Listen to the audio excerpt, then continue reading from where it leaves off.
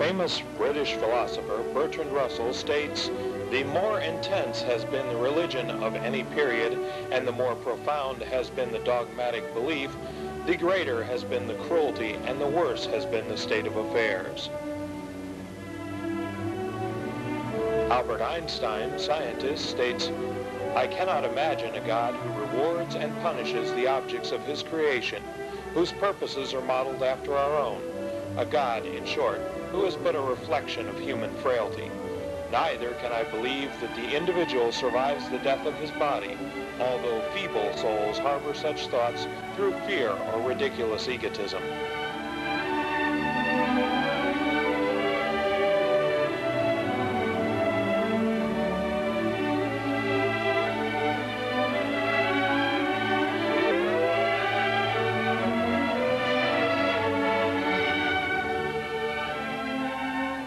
Hello and welcome again to Atheists of Florida Forum, and I'm Dr. Albert Lyngzeidelson, the host, moderator, occasional devil's advocate. And the subject of today's show is sin and sexuality. And we're quite pleased to bring a distinguished panel of three people to talk about this topic. First of all, it's my pleasure to introduce Dr. Kate Waits-Lamb, Director of Women's Studies at Nova Southeastern University. And also we're quite honored to have with us Dr. John X. Nanthopoulos, and he is a political science professor at Florida Atlantic University, and Nan Owens, who is principal of professional resources, and also I have been given to understand has about 6 years of education in theology. Furthermore, our distinguished guests have other distinctions to coin a pun. Nan Owens, I understand, your husband has previously been an atheist, became a minister for United Church of Christ, and then reverted back to being an atheist. So we're quite pleased that we have such a rich breadth of experience. And Kate tells me that she was brought up in the Catholic religion and spent some years as a nun before becoming an academic, if that's correct. So welcome all. And if I could perhaps start the discussion off, it's rather peculiar that in the principal Western religions, namely Christianity, Islam, and Judaism, sexuality, more specifically female sexuality, has been severely castigated, vilified, and denigrated. And perhaps, Kate, we could start off on that note as to why this has been the case historically, as why women have been vilified, especially as sexual creatures in the principal monotheistic religions of the West. Is there an underlying motive for this? Well, you know, it's a terribly profound question, and I'm sure that the answer is not going to be answered in this session, but there are certainly some, I think, guesses that we can make, and it seems to me that, well, for example, when you said that the title of the program was Sin and Sexuality, my response to you was, isn't that a contradiction in terms? And sexuality, of course, has always been associated primarily with women, sexuality, nature, in terms of the binary opposition. And so it seems to me that it emanates from or stems from a patriarchal system that fears females, fears female principle, and came to associate sexuality with the female principle, and then found a justification through morality, through mythology, to substantiate that, to justify it. Now, that doesn't really answer your question, because why? It serves the interests of the patriarchy. It helped to maintain the male prerogative. That was true not only of the great religions that you mentioned, was also true of the Greeks and their system of society. So I think it's a very long-standing tradition. Well, John, not to pick on Greeks, but as a political science expert, what would you say was accomplished by patrilineal societies by, in fact, doing this to female sexuality? Was some kind of economic or political motive or agenda furthered through these means of basically repression in many cases? Well, it was definitely a political, economically secondarily, an agenda, and to this particular date, of course, but the accomplishments were strictly political. Who controls who? It boils down to controllability, who's in charge of whom. You start with the papacy versus the state, and both of them together suppressing the people. Now, it goes in order from up to down, and of course at the lowest bottom rank, aside of animals, were women, and in very many places of the world it still is. Well, perhaps what's been most fascinating to me is that given the fact that 50% of the population is comprised by women, it's rather interesting that you can keep 50% of the population effectively in the role of secondary citizens. And the only way you can do this is if you somehow manage to convince them or indoctrinate them that this is for their own good. It's really the way things should be. And perhaps, Nan, you can shed some light on this. Given your experience, did you find anything in your background in Christian missionary work or such things that seem to bear this out, of making you as a female person feel that it's just and good and acceptable that you should have less political power or less economic power than your male counterparts? Well, in fact, not only less economic and political power, but even less intellectual power. In the New Testament, of course, Paul says that he suffers not a woman to speak, but to be silent and to learn from her husband. And the mission that I was with fully subscribed to that, to the point that if a man would tell a woman something to do that was wrong, it would be a sin if she did not do that. If she did it and it was a wrong thing, the sin would be on the man. So that women were conceived as of not really having any mind or will of their own. I would guess almost like an implement for Yes. a male's will. Recently I have been looking at a book here, and it's a book called Eunuchs for the Kingdom of Heaven, written by a Catholic theologian of German ancestry or background, Uta Ranke-Heinemann. And this book points out something rather peculiar, and what it points out is this. If we look at Christianity specifically, we find in the life of Christ, as it's exemplified in the Gospels, that Christ, in fact, seemed to be quite open-minded and was in the company of women and accepted them fully as equals. Somehow this was lost in the subsequent development of the Christian religion.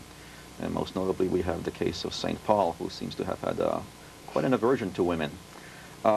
It's rather interesting, if you follow the tenor of this book, that you find that the whole notion of female sexuality was often seen as a threat by the priestly class, and thus many measures were taken to not only limit the access of women to power in society in general, but also, of course, within the theological hierarchy itself.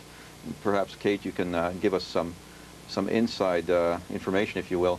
Why specifically has Christianity and most monotheistic religions prevented women from becoming priests or cardinals or taking worthwhile positions of power within the religious hierarchy?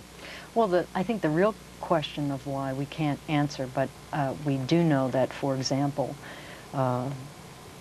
St. Augustine, followed by St. Thomas Aquinas, and following on Aristotle, defined women as being incomplete men, as being inferior men.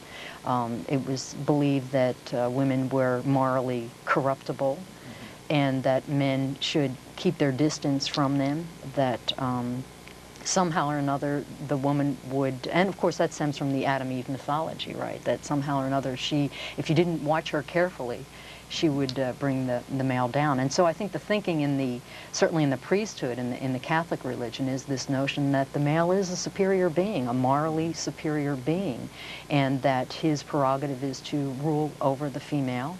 And that's clearly evident in the fact that women historically have not and continue not to be able to become priests in the religion.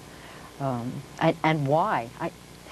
I don't know, we were talking about this earlier in terms of I was telling you about the Julia Kristeva reading that I was doing, and how she talked about the origin of the Jewish religion and how it depended largely on the rejection of the Sumerian goddess, the rejection again of the female principle. So did it stem from a fear of women and their ability to create life, to give birth? Certainly if you see in the development through our own time, the split between the private and public sphere, and the private sphere being associated with reproduction and lack of political power, and then the public sphere being associated with production and full political power, you see that women have been consigned and controlled and kept in that position of powerlessness, and it all emanates from their ability to give birth. So is that why? I mean, going back to your original question, it's a profound question, and it must have a psychological as well as a philosophical answer. Well, on that psychological note, if I may, I'd like to focus a little bit further. from what my understanding is, there seems to be a profound discomfort, in Christendom especially, about pleasure and temptation. Yes. And of all pleasures, of course, it is the sexual which is judged to be the most pernicious and most dangerous. And if you read Augustine and some of the other church fathers, it seems as though the problem with sexual pleasure is that it's not susceptible to being moderated. It's not an abstemious or temperate pleasure. It's either completely out of control or completely abstinent. Given this, I read in Augustine, for example, that if a person has sexual contact merely for the pleasure, it's a mortal sin. Mm-hmm. But if he happens, or she happens, which of course is unheard of in those days, to experience a pleasure as a byproduct of a primary intent, which is to procreate and produce more little Christian children, that's only a venial sin. Mm-hmm. If they experience no pleasure whatsoever, and no lust, then this is known as an immaculate conception. That's right. So it is argued that the virgin birth and the immaculate conception are two separate entities. The virgin birth, of course, means Jesus was born of a woman without carnal knowledge of man, whereas the immaculate conception is that Jesus' mother, Mary, was conceived without sin, namely there was no lust involved. One of my students asked me, how could this be? And I said, I guess Mary's parents, when they had sex, found it profoundly distasteful, or perhaps at least uncomfortable and not very interesting. And she asked me, how could that be? I said, well, it might be something like having sex with a sofa, I guess. If you really have to do it, you could, but it's not much fun. And now, Nan, if you could perhaps enlighten us on this topic, why has Christianity found specifically sexual pleasure to be so objectionable and so unacceptable? And it seems the other kinds of pleasure, like gastronomical pleasure, eating good food, doesn't seem to be nearly as objectionable. Is there any specific distinction here? I really don't know. I do know that certainly Christianity has focused on the sexual aspects more than on the others, even though there are also injunctions in both the Old and New Testament against gluttony and drinking and some of these other pleasures. One of the things that may have impacted on the role that sexuality plays in Christianity is its roots in Judaism. And when you go there, where it was definitely part of a patriarchal, agrarian type society, the way that women had to be purified after just having their periods, right then women begin to learn a disdain or certainly a sense of sinfulness or evilness about their own bodies. Men did not go through a similar type of situation. So it stemmed from even before the time of Christianity. John, on that note, is it the case that in most patrilineal societies there is in fact a de facto degradation of women's sexuality as somehow unhealthy, loathsome, unacceptable, or what have you? Is that part and parcel? In other words, if a society is patrilineal with power and wealth going through the male line, does it automatically result in female sexuality being viewed as somehow unacceptable? Sure, it's part and parcel of the whole patrilineal line, and who controls what. It can be real estate, it can be fields, it can be animals, it can be anything. From a father to the son, and so on and so forth. But that was not the case, if I may say so, prior to the coming of the monotheistic traditions. And the chief model of all this insanity comes from the Adam and Eve story, and we are suffering with it up until to this moment in time. But prior to all of this, goddesses were abound. The concept of sin and sexuality, the way we know today, never existed.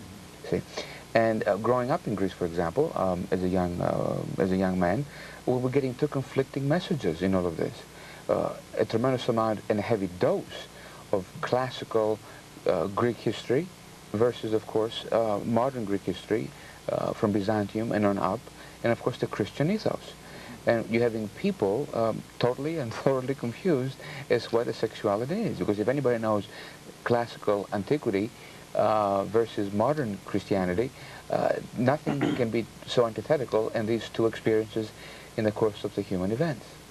One of the things I have found on that note in this book, Eunuchs for the Kingdom of Heaven, is that it argues that circa around 780 to 800 AD, the penance and the punishments meted out by the Catholic Church for what I will call unconventional sex, namely oral sex, anal sex, any sex other than husband and wife in the missionary position for the express purpose of procreation. In many cases, the punishments for these so-called transgressions, sins, were far more severe than those for murder, first-degree premeditated murder. And if one thinks about this, this is rather peculiar that such private acts, which seemingly do not hurt anyone, should have been viewed more sternly and reprimanded much more severely than first-degree premeditated murder. Kate, can you enlighten us as to why is this the case, or Nan, perhaps? Murder. I know it's pretty bad.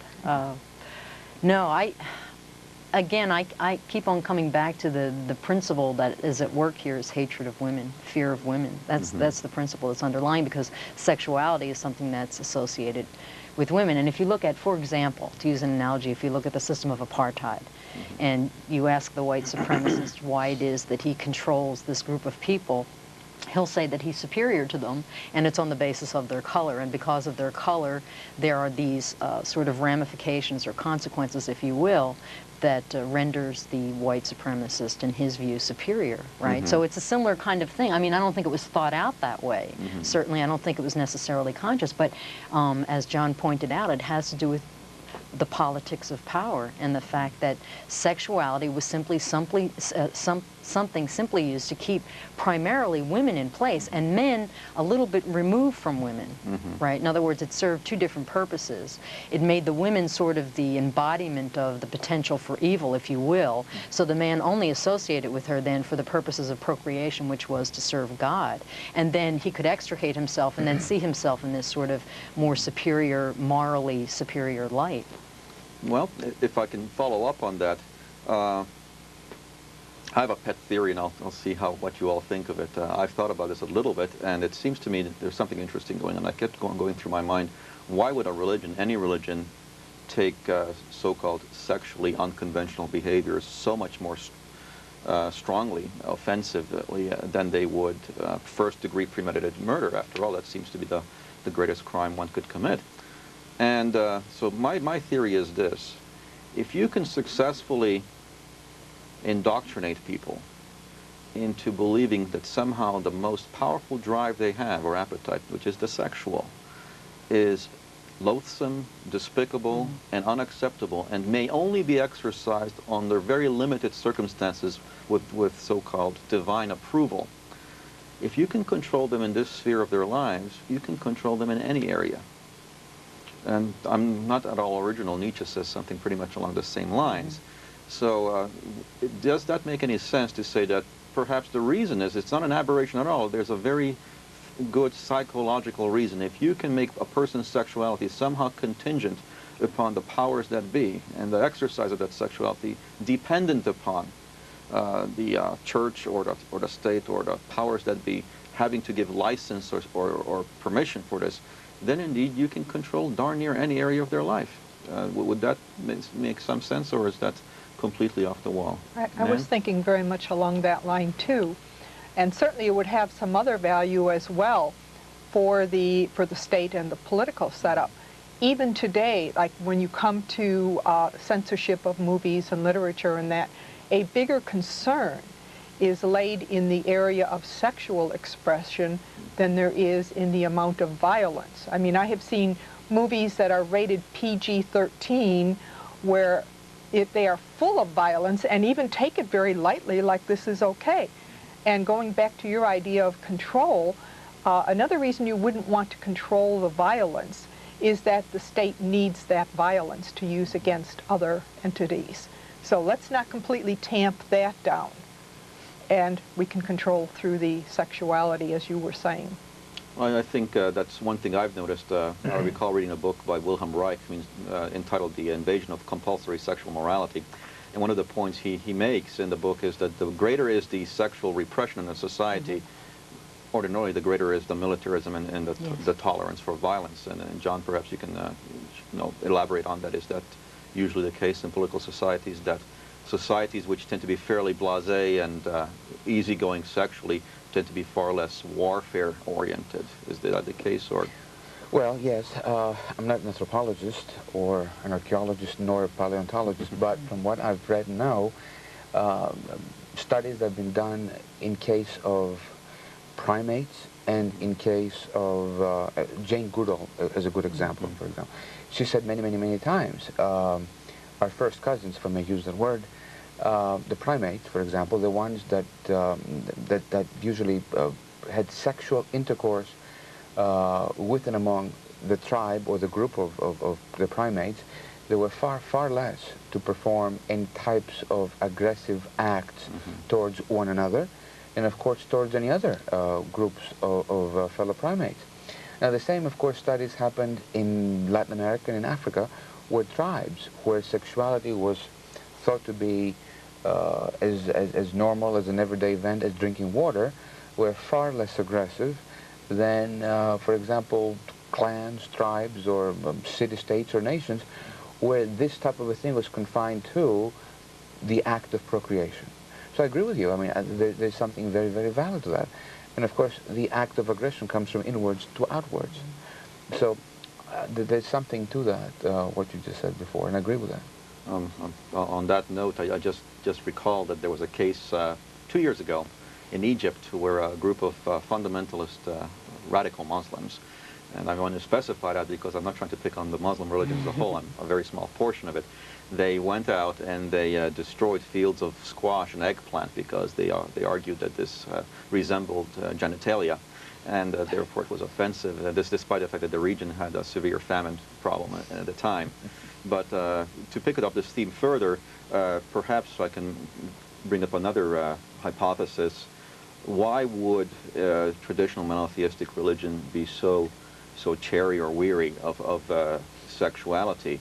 And once again, to bring a little bit of Nietzsche into this, the argument has been made is that sexuality, more so than any other appetite, does bring us to the level of an animal.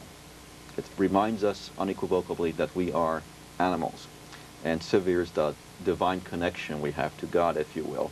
And along these lines, I guess it could be argued that another reason sexuality, especially female sexuality, because after all, often the female is seen as the embodiment of sexuality, was seen as very threatening precisely because it reminds the clergy or the divine or whatnot that you are not as heavenly as you think. It brings them back down to earth. Now, Kate, in keeping with this question, could it be made it into a case that female-centered religions tend to be far more hospitable and sensitive to nature than male religions, which often see nature as something to be dominated, exploited, or to have husbandry over, as we often learn? Yes, as you know, in the sort of hierarchical, structured way of civilization that we've developed and that we live in, women have always been associated with the earth and with nature and seen as one with the earth and with nature. And I think what you're saying is very true, that poses somehow a threat to the self that sees himself as being higher than nature, as being better than nature. And as you were talking before, I was reminded of the militarism of the convent training, you know, and how so much of it stressed the fact that you're supposed to die to yourself. It was very much centered around dying to yourself, dying to your will, dying to your needs and urges of a human, in a human sense, and trying to rise above that and be more spiritual and more spiritually minded. So that it goes along with the militarism of civilization, patriarchal civilization, the way that it has developed.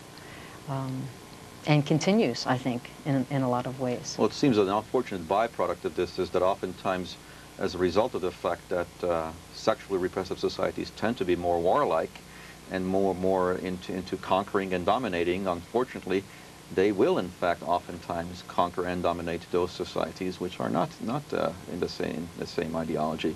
One last point, which we could perhaps explore briefly. It is often thought that sexual repression and rape and labeling sexuality as sinful is somewhat of a harmless restriction. But if we think about it, countless men, women, children have been, I would say, psychologically maimed as a result of guilt, Yes. as a result of neuroses, of these sorts of beliefs.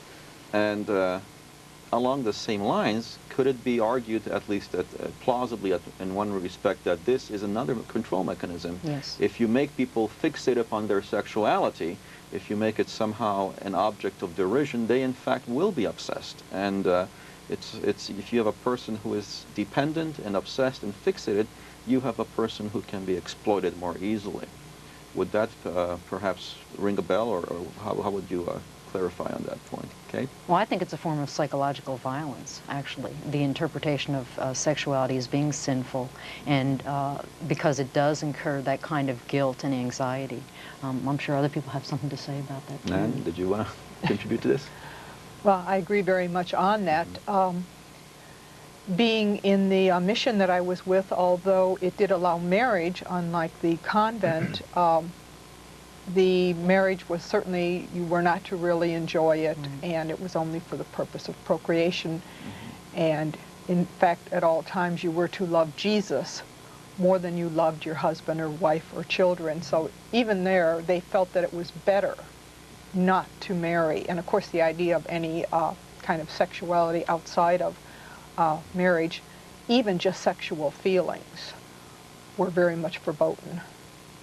Well, on one last note on that, M. Scott Peck recently came out with a follow-up book to his book On a Road Less Traveled, called Further Along, A Road Less Traveled, and he makes an interesting point. He says it's rather noticeable that the states of religious and sexual intoxication are oftentimes very similar. And he argues, and Nietzsche said something similar, in that it seems that by restricting the access to sexual pleasure, the religion does in a very strange way restrict the access to the mystical, to the divine, or if you will, to the esoteric. Now, in some Eastern religions, most notably Hinduism, it has always been part and parcel of the religion that sexual ecstasy does in fact impart a sense of the divine. But in the Western monotheistic religions, this has often been restricted. And perhaps on that note, we can end this most enlightening conversation. Thank you all for being with us, and thank you for being with us. I'm Dr. Albert E. Lyngzeidelson, saying good night for Atheists of Florida Forum. Good night.